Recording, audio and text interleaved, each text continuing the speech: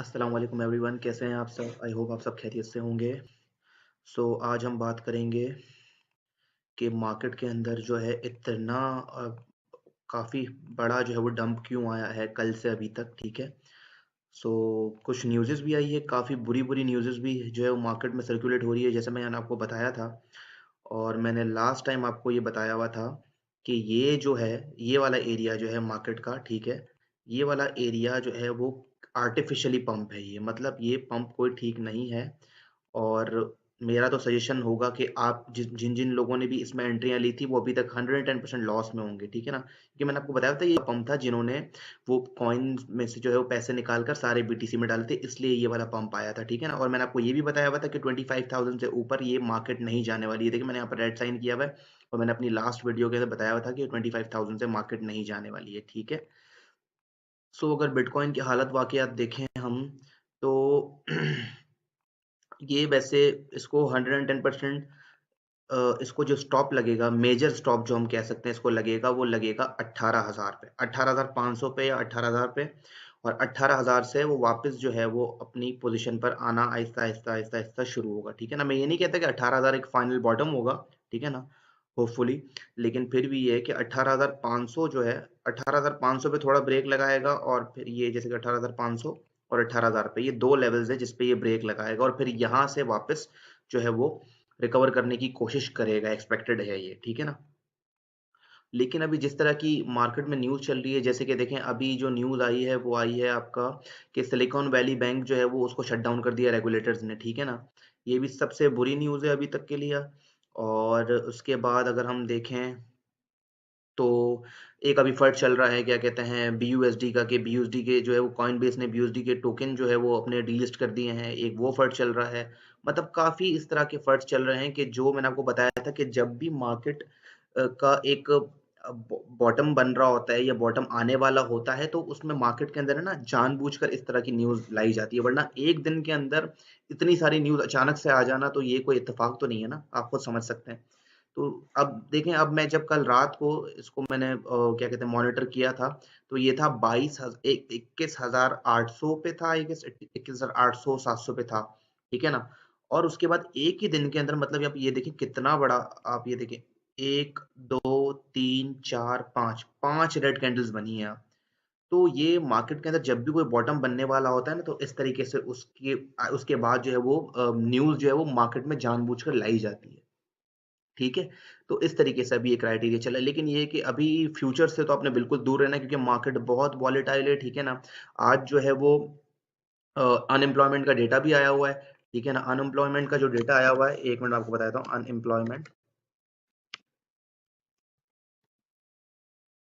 Unemployment का जो data आया है वो आया हुआ है 1 मिनट मैं आपको बता देता हूँ। तो वो भी काफ़ी, वैसे वो देखा जाए तो पॉज़िटिव आया है मेरे हिसाब से ना। अनएम्प्लॉयमेंट का जो डेटा है वो पॉजिटिव आया हुआ है, लेकिन मार्केट फिर भी नीचे जा रही है। तो उसकी वजूहात मैं आपको बता देता हूँ। फिनफिश तो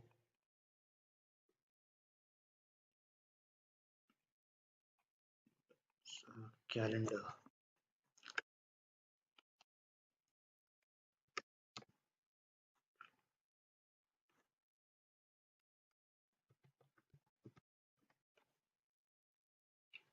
अच्छा, इनिशियल क्लेम्स जो कल आए थे ना, जो इनिशियल क्लेम्स आए थे वो भी मेरे हिसाब से पॉजिटिव थे, ठीक है?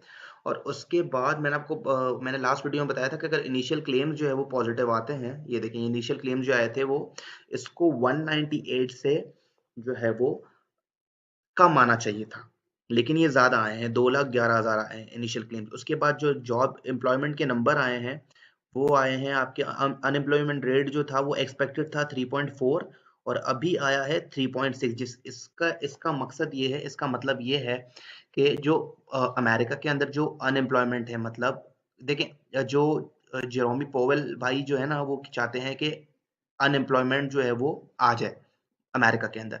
क्योंकि इसका कनेक्शन इस तरीके से कि अगर लोगों की जॉब नहीं होगी तो लोग कम स्पेंड करेंगे पैसा, और अगर लोग कम स्पेंड करेंगे तो कम शॉपिंग होगी, मार्केट और जो सारी चीज़ें हैं वो सारी महँगाई जो है वो कंट्रोल में आ रही होगी।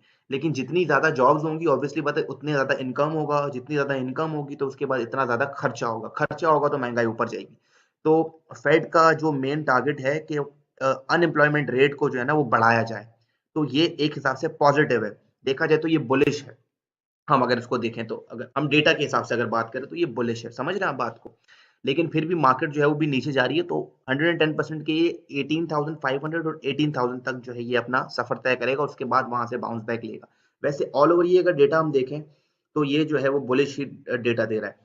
और 14 तारीख को अगर सीपीआई रिपोर्ट आती है तो एक्सपेक्टेड है कि 25 बीपीएस अगर आ जाते हैं तो फिर भी मार्केट थोड़ी सी नॉर्मल रहेगी।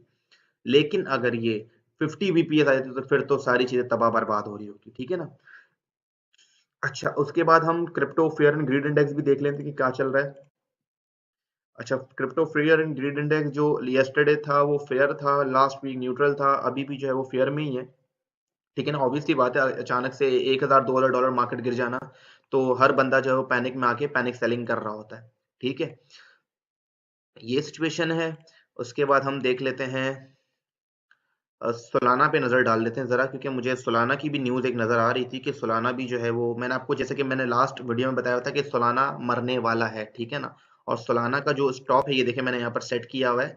सोलाना का जो स्टॉप है अगर उसने बाउंस बैक किया अभी तो ये $15 से करेगा, एक्सपेक्टेड है $15 से, ठीक है ना? यहाँ से आपकी अच्छी बाइंग बनती है। अगर इस एरिया से अगर आप बाय करना चाहते हैं तो फॉर श्योर आप बाय कर सकते हैं लेकिन वो फिर आपने लॉन्ग टर्म के लिए आपने इसको रखना होगा कि ये आप बाय करके $15 से इसको भूल जाएँगे। ये नहीं देखना कि आपने शॉर्ट टर्म के अंदर करना है तो फिर आप इसमें इन्वेस्ट ना करें, मेरा तो सजेशन यही होगा। लेकिन मेरा अगर अगर आप मेरे से सजेशन लेंगे तो मैं तो यही कहूँगा कि सोलाना पर आप $15 से इसकी आप बाइंग कर लें, ठीक है ना? ये एक अच्छा एरिया आ जाएगा इन्वेस्ट करने के लिए, बाय करने के लिए, ठीक है? और उसके बाद हम अच्छा हाँ, इथेरियम, इथेरियम भी जो है इथेरियम को भी अभी आपने बाय नहीं करना क्योंकि इथेरियम का शंघाई अपडेट आने वाला है। तो मैं तो सजेस्ट आपको नहीं करूँगा कि आप इसको इथेरियम को भी बाय करें, ठीक है ना? क्योंकि उसके बाद हो सकता है कि कोई एक डंप के चांसेस बने अगर मार्केट के अंदर इस तरीके से वो अपडेट आता है। लेकिन वो मेरे ख्याल से 1 महीना डिले हो चुका है ना इथेरियम का। सो अभी तक की ये सिचुएशन है, ठीक है? और इतनी सारी न्यूज़ेस के अंदर जो है वो मुझे नहीं लगता कि ये आने वाले कोई 23 मतलब इतना अच्छा होगा।